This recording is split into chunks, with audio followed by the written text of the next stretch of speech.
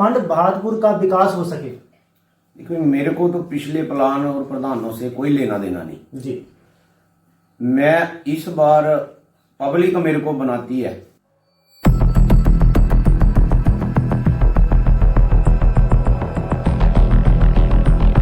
नमस्कार, आप देख रहे हैं इंदौरा न्यूज हिमाचल की आवाज़ में शहबाज खान।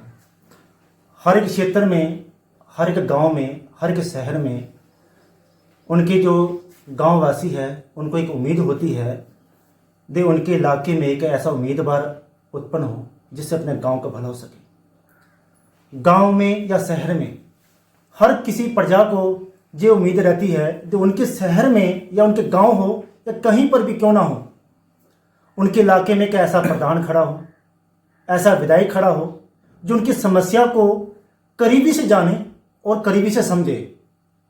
आने वाले भविष्य में उनके बच्चों का, आने वाली पीढ़ी का एक नई उम्मीद लेकर आए, चाहे वो विकास के नाम पे हो, चाहे वो किसी भी रोजगार के बारे में। तो उसी को लेते हुए आज हमारे साथ जो कि इलेक्शन में खड़े हो रहे हैं, हमारे साथ है संजीव कुमार डॉक्टर, जो कि मंड बहादुरपुर से हैं। तो सबसे पहले तो इंदौरा न्यूज के माध्यम से आपको बहुत बहुत स्वागत है। मैं आपका तहे दिल से स्वागत करता हूँ जी।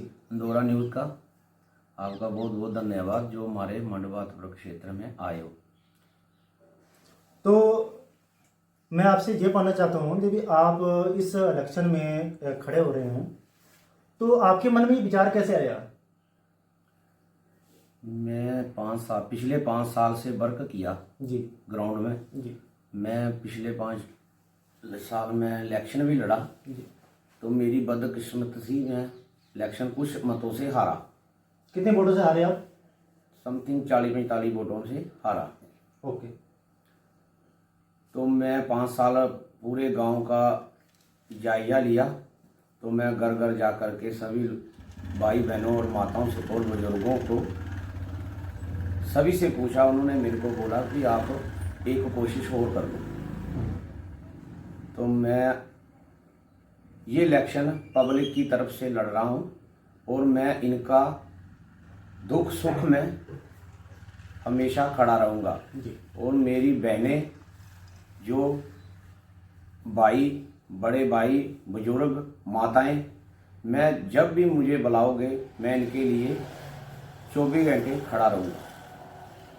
तो आप इलेक्शन में जब खड़े हुए तो आपको कितने साल का अनुभव है? आपको क्या लगता है कि जब आप इस इलेक्शन में आप खड़े हो रहे हैं और जब आम जनता के साथ आप समक्ष अपने प्रस्ताव रख रहे हैं, तो आपको क्या लगता है कि आपको कितने साल का अनुभव है इसमें?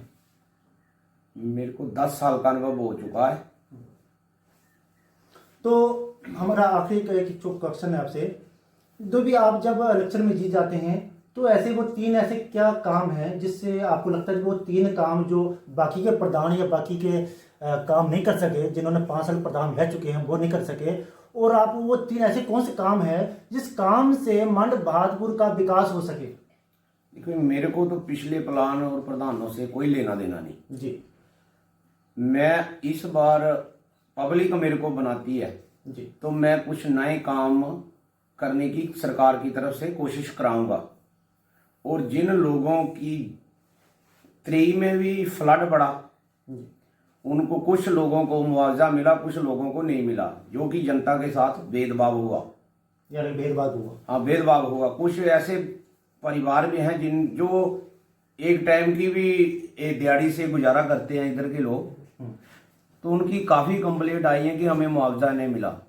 सरकार ने पक्षपात रखते हुए कुछ लोगों को मुआवजा दिया। यहाँ मंड बहादुरपुर और रियाली, बेला लुधारचा में को सभी को मुआवजा नहीं मिला। लोगों की जमीनें बह गई इतनी, सरकार ने तो कुछ नहीं किया इधर।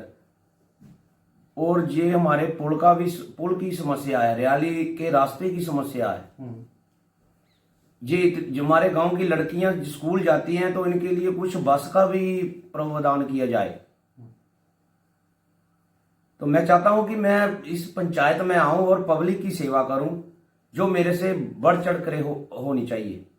मैं ना पंचायत का 1 रुपया खाऊंगा और ना खाने दूंगा। तो आपको क्या लगता है कि आप जैसे समाज में आ रहे हैं और आप समाज का भलाई करने के आपके बहुत मन में विचार है, बहुत सारी ये अच्छी बात है जो अपने गांव के बारे में, अपने इलाके के बारे में अच्छे सोच रहे हैं, लेकिन ऐसा आपको क्या लगता है कि जहां पर कुछ ऐसे काम हैं, मुझे वो 3 काम बता दीजिए जिस काम करने से विकास हो सके और जो अभी के युवा पीढ़ी है उनको रोजगार मिल सके। देखो ये सरकार से गुजारिश है हमें इस रैली में कुछ रोजगार दिया जाए।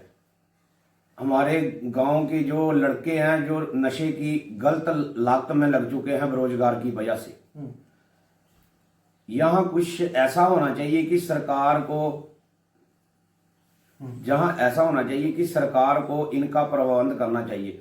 एक तो हमारे जहां सब्जी मंडी की जरूरत है जो कि फतेहपुर है। हमारे जो छोटे छोटे किसान हैं जिस सब्जी लेकर फतेहपुर जाएंगे या तलवाड़ा जाएंगे पंजाब को बेचेंगे, तो हम चाहते हैं कि ये अनाज सब्जी मंडी भी इधर प्रावधान हो।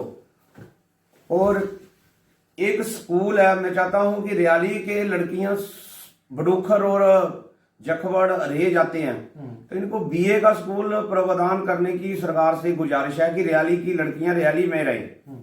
जी बहुत अच्छी बात है, समझने वाली बात है जी। हमारी छोटे छोटे जहाँ के लोग इतनी दूर भेज नहीं सकते, तो ये सरकार से गुजारिश है कि हम जब इस पद पर आएंगे तो हम सरकार से ये बात कर सकते हैं कि रियाली का स्कूल बीए तक होना चाहिए लड़कियों के लिए।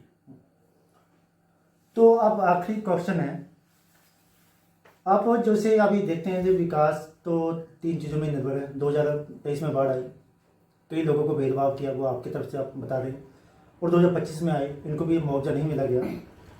तो अवैध खनन भी तरीके से अभी जारी है, तो इसके बारे में आपका क्या विचार है? क्या आप ऐसी क्या रणनीति अपना रहे हैं कि आगे चलकर अवैध खनन को आप रोक लगा सके या चिट्टे के बरखिलाफ उसको रोक लगा सके? क्या आपके पास आपके पास ऐसे कौन सा ऐसा सबूत आपके पास उत्पन्न हुआ है, जैसे आपके पास ऐसे क्या चीज़ है आपके पास जिसके अंदर रणनीति बनाकर एक योजना तैयार करें जिससे आपको प्रधान बनने के बाद आप उस योजना का प्रयोग कर सके और समाज को एक सही दिशा और